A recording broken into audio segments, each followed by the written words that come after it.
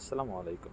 গণপ্রজাতন্ত্রী বাংলাদেশ সরকার আহ্বায়ক নিয়োগ কমিটি অতিরিক্ত জেলা ও দায়রা জজ চতুর্থ আদালতের কার্যালয় চট্টগ্রামে একটি নতুন নিয়োগ বিজ্ঞপ্তি প্রকাশিত হয়েছে। নিয়োগ বিজ্ঞপ্তিটি প্রকাশিত হয়েছে গত 19শে আগস্ট 2024 তারিখে। নিয়োগটিতে বলা হয়েছে, মানব পাচার অপরাধ দমন ট্রাইব্যুনাল চট্টগ্রাম নিম্নবর্ণিত শূন্য পদে সরাসরি জনবল নিয়োগের নিমিত্তে নিম্নবর্ণিত শর্ত সাপেক্ষে উল্লিখিত পদের বিপরীতে পরিণত যোগ্যতা সম্পন্ন বাংলাদেশ নাগরিকদের নিকট হইতে স্বহস্তে লিখিত দরখাস্ত আহ্বান করা যাচ্ছে। সেখানে দুইটি পদে আপনি আবেদন করতে পারবেন। সেটি হলো এক, গাড়ি চালক, সেখানে পদের সংখ্যা রয়েছে একটি। সেখানে বেতন হবে ৯,৩০০ থেকে ২২,৪৯০ টাকা পর্যন্ত। সেখানে আপনার শিক্ষাগত যোগ্যতা যেটি প্রয়োজন, অষ্টম শ্রেণী পাস হতে হবে এবং অটো গাড়ি চালানোর বৈধ লাইসেন্সধারী হতে হবে, তবে অভিজ্ঞ প্রার্থীদের অগ্রাধিকার দেওয়া হবে। ২ নম্বর পদ হলো অফিস সহায়ক, সেখানে পদের সংখ্যা রয়েছে দুইটি। সেখানে বেতন হবে ৮,২৫০ থেকে ২০,০১০ টাকা।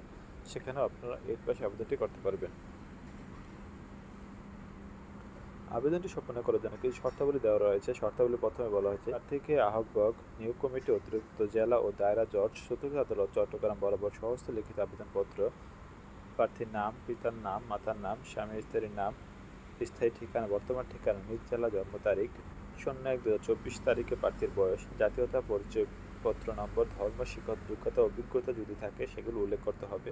২ নম্বর বলা হয়েছে, আবেদনপত্র আগামী ১/৯/২০২৪ তারিখ বেলা ৫ ঘটিকার মধ্যে অফিস চলাকালীন সময়ে ডাকযোগে অথবা সরাসরি আহ্বায়ক নিয়োগ কমিটি অতিরিক্ত জেলা ও দায়রা জজ চতুর্থ আদালতের কার্যালয় চট্টগ্রাম ৪০৫ বরাবর পৌঁছাতে হবে। উক্ত তারিখে সময় পর কোনো আবেদনপত্র গ্রহণ করা হবে না।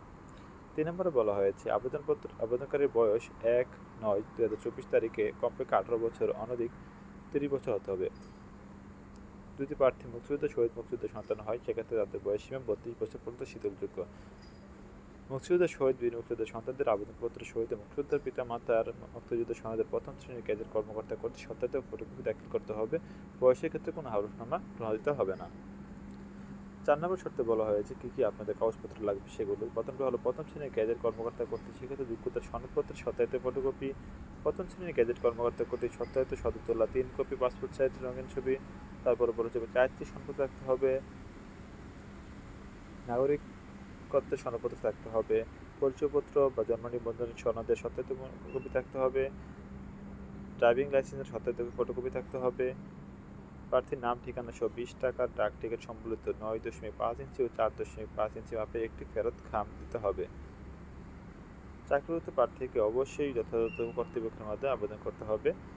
পরীক্ষার ফি বাবদ ১০০ টাকা ট্রেজারি চালানের মাধ্যমে এত নম্বর রয়েছে করে বাংলাদেশ ব্যাংক বা সোনালী ব্যাংকে জমা প্রদান করতে চালানের মূল্য আবেদনপত্রের সাথে সংযুক্ত করতে হবে। ৭ নম্বর বলা হয়েছে, ত্রুটিপূর্ণ আবেদনপত্র বাতিল বলে গণ্য করতে হবে। উপযুক্ত প্রার্থীদের লিখিত পরীক্ষার তারিখ, সময়, স্থান প্রবেশপত্রের মাধ্যমে জানা হবে। প্রার্থীদের অবশ্যই লিখিত পরীক্ষার দিন শিক্ষাগত যোগ্যতা অন্যান্য সকল সনদের মূল কপি আনতে হবে। মৌখিক পরীক্ষার সময় প্রার্থীকে অবশ্যই শিক্ষাগত যোগ্যতা অন্যান্য সকল সনদের মূল কপি প্রদর্শন করতে হবে। পরীক্ষায় অংশগ্রহণের জন্য কোনো প্রকার টিএ বা ডিএ প্রদান করা হবে না। খামের উপর অবশ্যই পদের নাম নিজ জেলা স্পষ্ট আকারে উল্লেখ করতে হবে। ১২ নম্বরে বলা হয়েছে, বিজ্ঞপ্তিত পদের সংখ্যা প্রয়োজনে কম বেশি করার এই বিজ্ঞপ্তি আংশিক বা সম্পূর্ণ বাতিল করার ক্ষমতা কর্তৃপক্ষকে সমর্পণ করে। ছবি, প্রয়োজনীয় কাগজপত্র সত্যায়িতকরণ কর্মকর্তার নাম সহ সিল ব্যবহৃত করতে হবে। নিয়োগ সংক্রান্ত বিষয়ে নিয়োগকারী কর্তৃপক্ষের সিদ্ধান্ত চূড়ান্ত বলে গণ্য করা হবে। এই ছিল আজকের নিয়োগ বিজ্ঞপ্তি। সম্পূর্ণ নিয়োগ বিজ্ঞপ্তি সম্বন্ধে আলোচনা করার চেষ্টা করেছি।